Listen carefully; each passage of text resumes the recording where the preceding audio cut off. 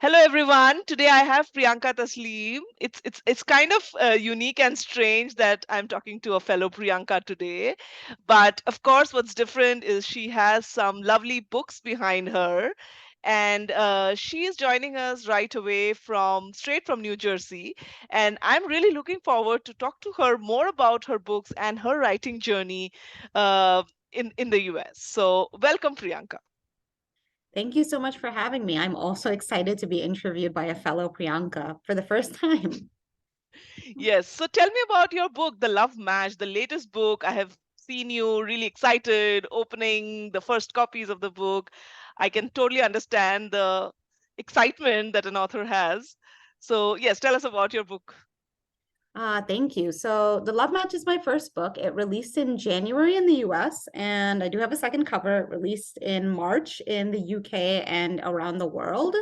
And so, The Love Match takes place in my hometown of Paterson, New Jersey, which has a very vibrant Bangladeshi diaspora population.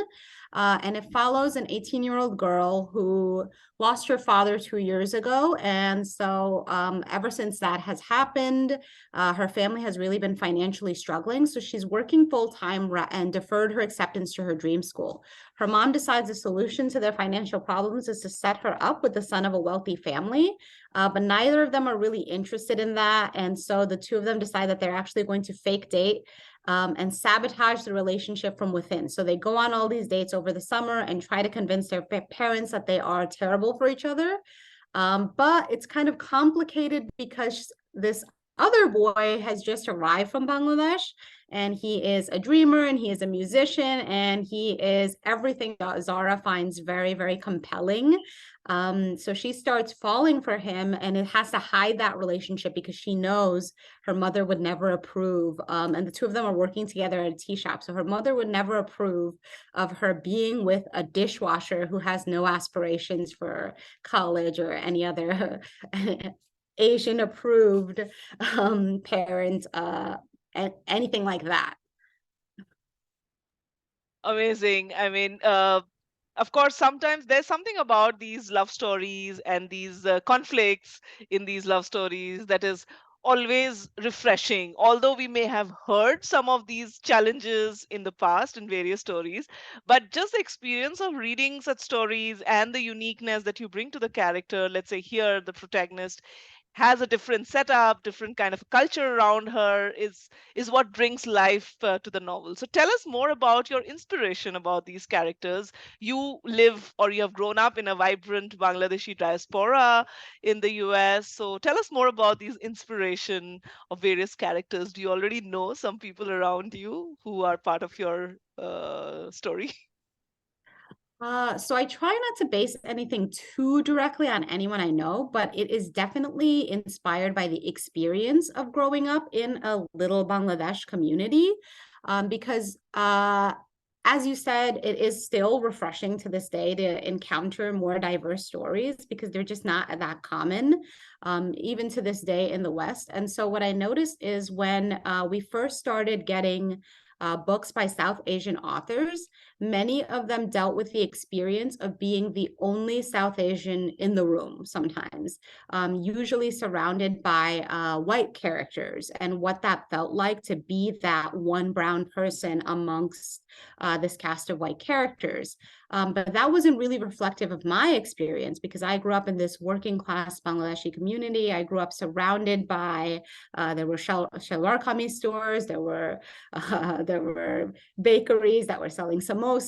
All of those things were very, very common to me.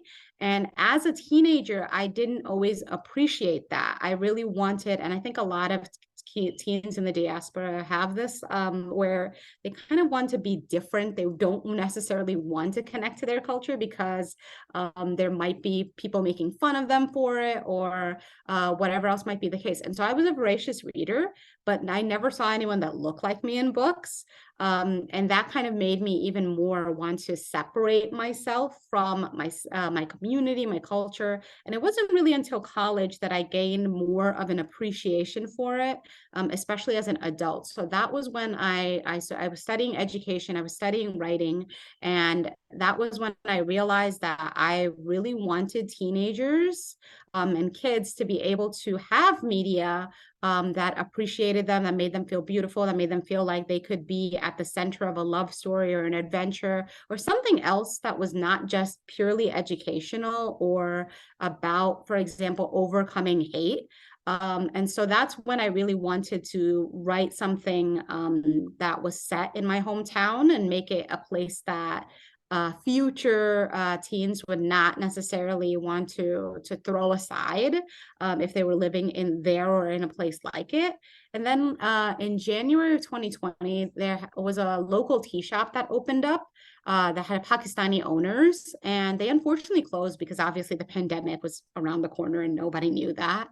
So they had ended up closing sometime within the next year or two, but I really thought it was like a beautiful aesthetic, a Pakistani aesthetic, and they sold chai, and I thought it'd be really fun to write a book that was set in a tea shop. And so those two things kind of combined, the love letter to my hometown, book set in a tea shop, as well as my own parents' attempts to matchmake me throughout the years. They didn't start as early as in the book, but soon after I graduated from college, it was a lot of hearing from different aunties and uncles and them. And so I put all of those experiences into the book to create the love match. Amazing. I think many growing up Asian girls, especially, would relate to what you're saying.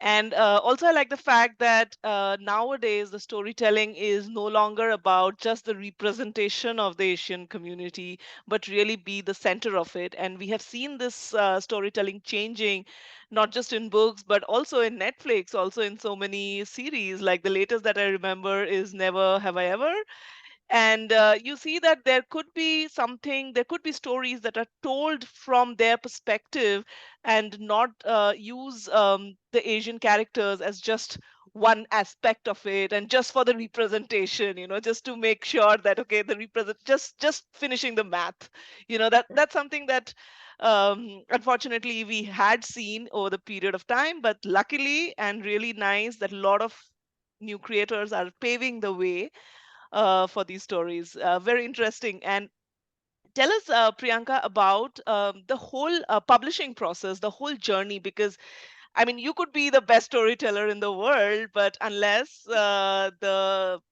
business really believes in you, how do you sustain it? So tell us more about your struggle or the lack of it in getting published. So definitely a struggle, which is a common thing, I think, amongst most creators, but particularly marginalized creators trying to get published in the West. So the Love Match was actually not the first book that I wrote to try to get published with. I graduated in 2014 from university, and around that time, I began teaching. And so even though I was very, very interested in writing, at the time I was still thinking the chances of someone like me getting published, it would be very, very difficult. So I focused more heavily on getting situated in the classroom. And so a few years actually went by. And then actually it's so funny. The creation of my publisher's imprint, Salam Reads, which actually published The Love Match, that was an impetus for me. So that happened around the 2016 election, where the Muslim ban had just been announced, and my publisher, Simon and Schuster, announced that they were creating this Muslim imprint. And so that imprint launched with a story by a Bangladeshi American author called The Gauntlet. And that was the moment where I thought, oh, maybe publishing is interested in books that by Bangladeshi authors that don't necessarily have to be about purely Islamophobia or hate crimes or any of that. I never was interested in that kind of storyline because it felt like it was already my life. I grew up in New Jersey, very close to New York, in this big not just Bangladeshi, but there was also a big Muslim diaspora community. And so I witnessed a lot of xenophobia. I witnessed a lot of Islamophobia, a lot of bigotry growing up. I was a kid during 9/11. And so I basically throughout my whole formative years, I had to experience what that meant to be a Muslim American in the US. And so I didn't really seek that in storytelling.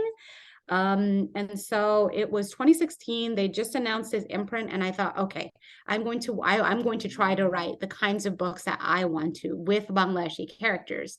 So I started out writing fantasy, and I think I ought to go back to that someday. But right now I have quite a few books under contract, so I don't think I can for a little while. So I started out writing fantasy, and it was also a book that was set in my hometown. So I knew that no matter what, I wanted that first book that I published to kind of be that love letter to my hometown, and then move away from that after I'd gotten a chance to tell that story. So that was a fantasy novel set in Patterson, or inspired by Patterson. And it took me at least a year to get that book ready. So once I decided that I wanted to write this book, it happened relatively quickly, but I knew nothing about publishing at the time. So I worked on it myself. I got a few beta readers who I knew in real life to read it, and they were nice and helpful. But as I'm sure you know, sometimes people in your life are not as discerning when they're looking at something that you give them to read, and they might just say, great job, and they haven't seen many other people write a book. So for them, it's just amazing that you even did that. So I made a few early mistakes, like pitching the book too early on places like back then Pitch Wars and DV Pit were the big ones, and I pitched too early. I wasn't ready. I hadn't revised it properly. And I learned very, very quickly once I started getting rejections from agents that the book wasn't ready. So then I really took some time to properly revise it. And that took a while. And I think it was 2018, I want to say, when I finally, or like the end of 2017, it took at least a year, when I finally got interest from the specific agent that I'm signed with now. At that point in time, I'd revised the book very, very heavily. And so there were quite a few agents that were interested in it. And I ended up signing with the agent that I have now. But I had just done this massive overhaul of the book where I completely rewrote it. And that's what got me an agent. And then she had some very strong feedback that I agreed with, but it was very, very difficult just because I had already done this massive rewrite and I needed a break from this book after working on it for a year. So her feedback was essentially to take a story that had one point of view and turn it into a 2 point of view story. And that would have taken a lot of restructuring just to make sure that it felt good in both points of view. It was a strong story in both points of view.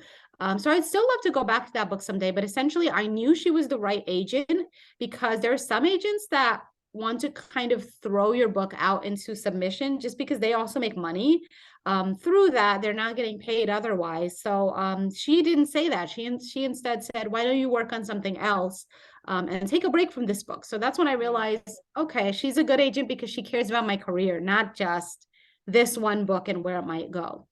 And then some personal things happened in her own life. And the next book that I finished, it was another fantasy. She didn't have a chance to read it before this something happened in her own life. And so she was on hiatus for a little bit. And then not much long after that, the pandemic started. And so I was teaching full time, and that was my first time having to teach from home. And it was depressing, as I'm sure you can remember. It was a very depressing time. And all of a sudden, I was not as interested in fantasy novels. I wasn't reading them very much. I wasn't writing them very much, because the fantasies that I wrote tended to have darker themes than the romance novels that I write. And so then the love match started to come into fruition, and it was more of an escapist novel. So then I was talking to my agent, and she was talking about these other books that I had, and she said, you're working on this book, and I think actually it might be a good book to debut with. There's a lot of interest right now in romance novels. A lot of people feel similarly to you. They're escaping into the pages of romance novels, and so if you wanted to work on this book, it might be a good idea as your debut. So that's when I really kind of was full steam ahead with writing that book. And once the book was done, I will say that it was a pretty good experience. I think we were only on submission for a couple of weeks before we got back interest from editors, and the book ended up going to auction and selling in auction. But all of the lead up, that's what I always tell people, that maybe the love match had an easy time once it went out on submission, but all of the lead up to that, There's a lot that of was like work. a couple years of a journey with several different books before I finally found the book that would ultimately make it there. Yes. I remember seeing this picture on the internet that you have an iceberg, and the entire iceberg is like under the ocean, and it's just this much tip which people see as success.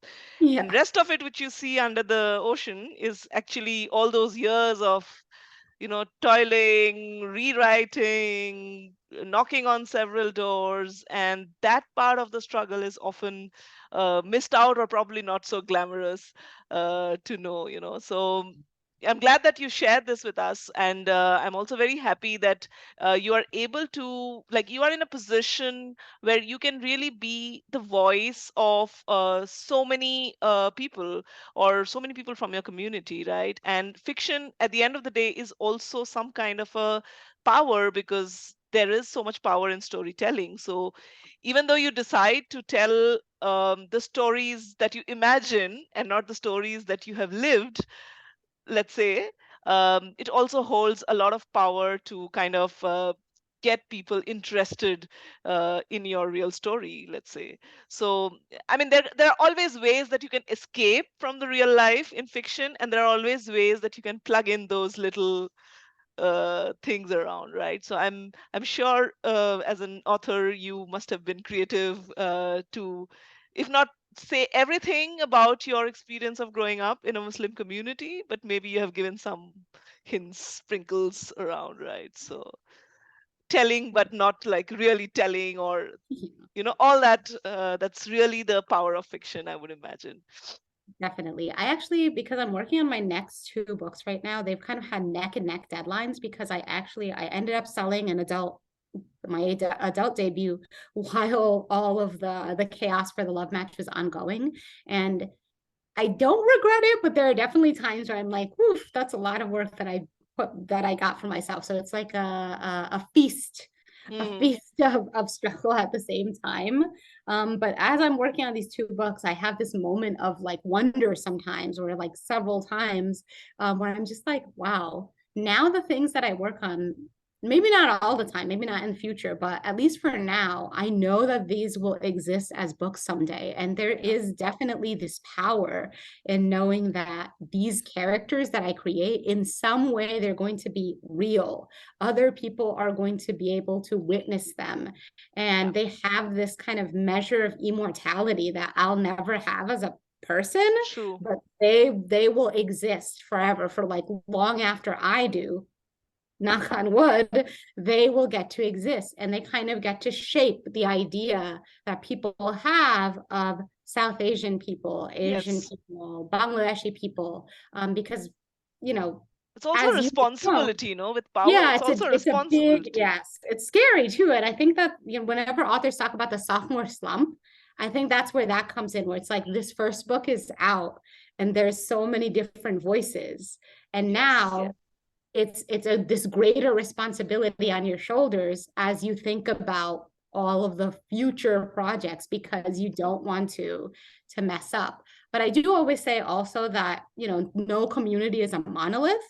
And so I've definitely gotten feedback that's like, this is so amazing. It's like exactly my experience, or I really love the themes that you have. I'm so glad that you have this book that kind of focuses on education, emphasizes education for young girls. And then I also have people who are like, this is not my experience at all. Stereotyping or Yeah, or it's not my experience at all, or I am more religious than these characters, less religious than these, whatever might be the case.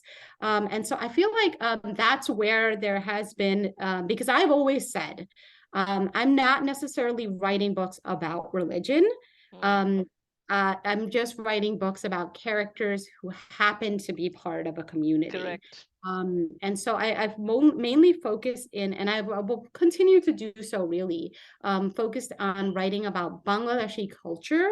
And then, because Bangladeshi culture has people who are Muslim for the most part, I have characters who have different degrees of faith. So there have been Right. people who were upset about the fact that, you know, for example, my main character dates. She Hmm. falls in love, she dates. There are people who were upset that she is friends with characters of various backgrounds. One of her best friends is a queer girl. They're not too happy about that because from their religious point, it's like, I don't think a Muslim should do that. But I have never, and I think no author promises the exact there's just no way Yeah. to take somebody else's exact representation and Tell a their exact story. Yeah. experiences and tell a story. So what do I take experiences? I take the experiences of the students that I've taught over the years, and then I take honestly just some fiction as well, and I blend it all together. And I try to tell stories that are important to me and with messages that are important to me that will not necessarily resonate with everyone, but I do think that enough people in and out of my community have resonated with the book that I do feel like I've done my part, even if there are people who are not happy. I think that that is an unfortunate burden that people Yes. within our community and without our community put on marginalized authors, where we just don't get to have, there's this added burden to what we write, and we just aren't allowed to write for fun. To some people, they're always going to expect, oh, it's fine that, you know, so and so author wrote very, very shallow Indian representation. That's going to be my favorite Indian Mm. representation because I have less expectations of them, that sort of thing. But for the most part, there's been more Positive. people who liked the book than not. And it's gotten really great critical reviews. So I just kind of try to silence that other Absolutely. side while I'm working on my books.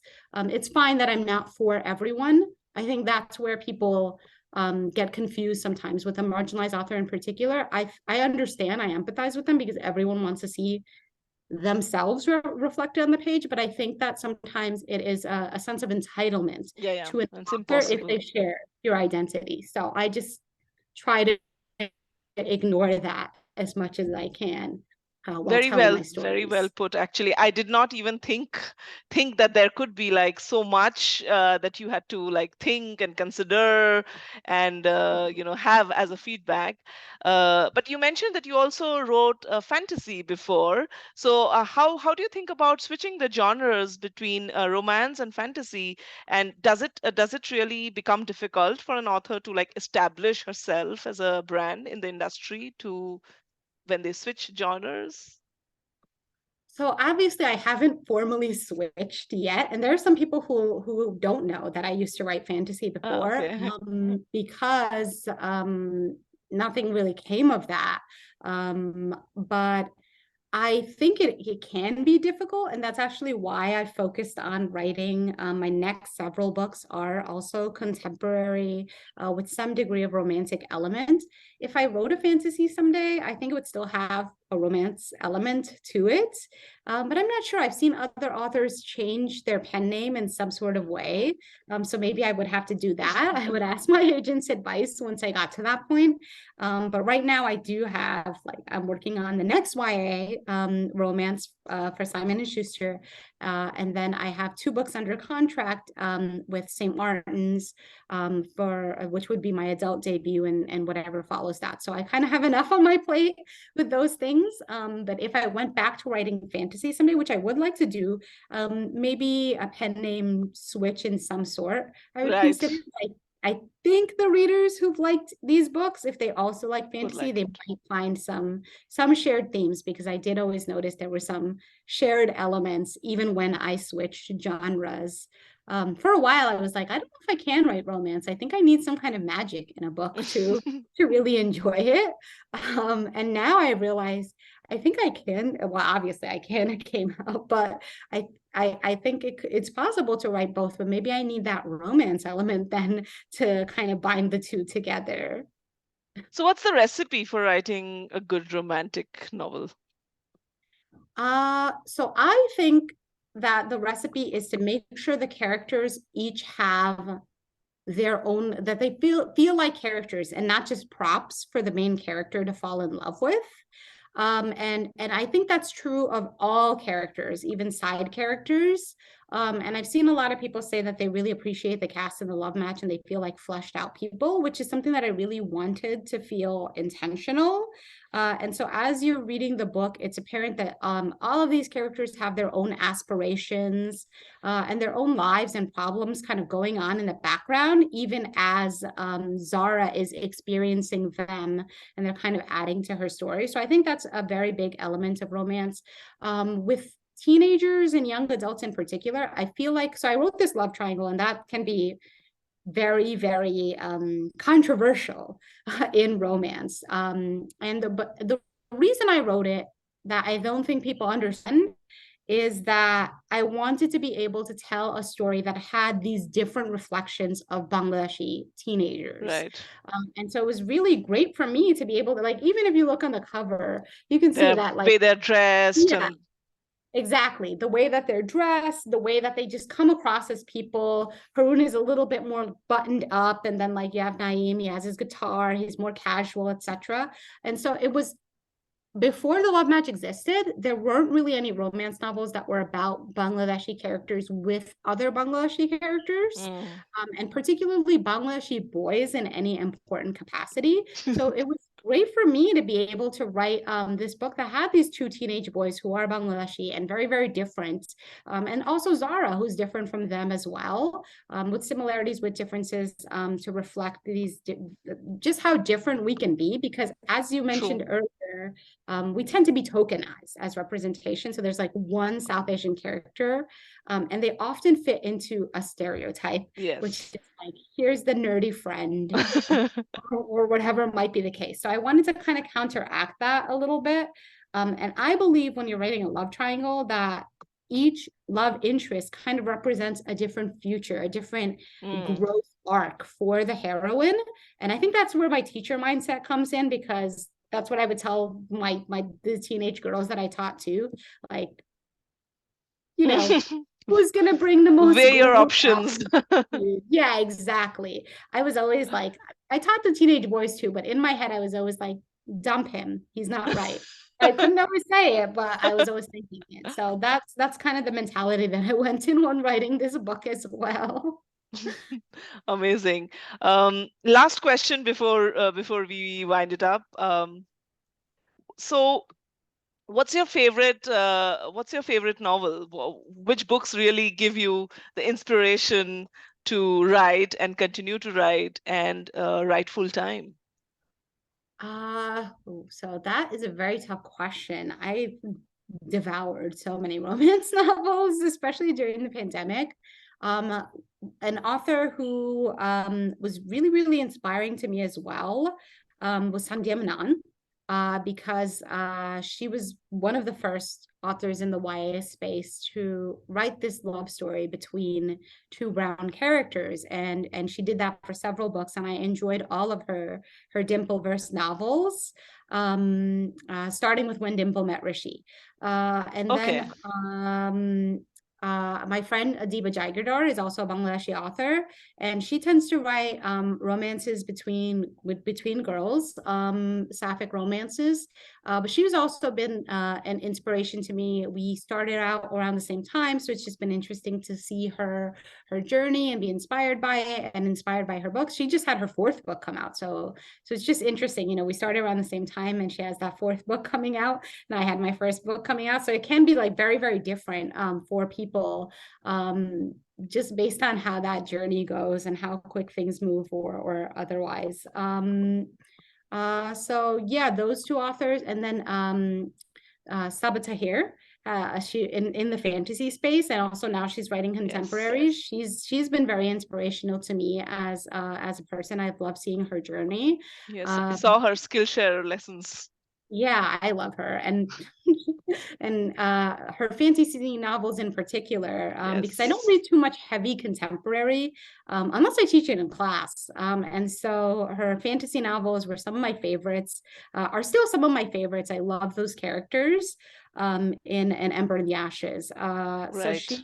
she's someone. And then authors like Talia Hibbert, she actually had the same release day as me with her first YA novel. And so I was fangirling, and I was also like, oof, my competition is Talia Hibbert. Not that I even count as competition because, But it's for healthy many reasons. competition. It's Yeah.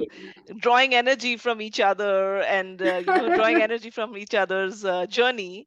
Yeah. Um, I wish you all the best, Priyanka. Thank I you. hope that we get to see your next book soon. I will follow you on Twitter and everything, and I wish you all the best. I hope these books do really well, and you are able to represent or just simply tell stories that you love. Thank you so much. Thank you for having me, Priyanka. You're welcome. Thank you.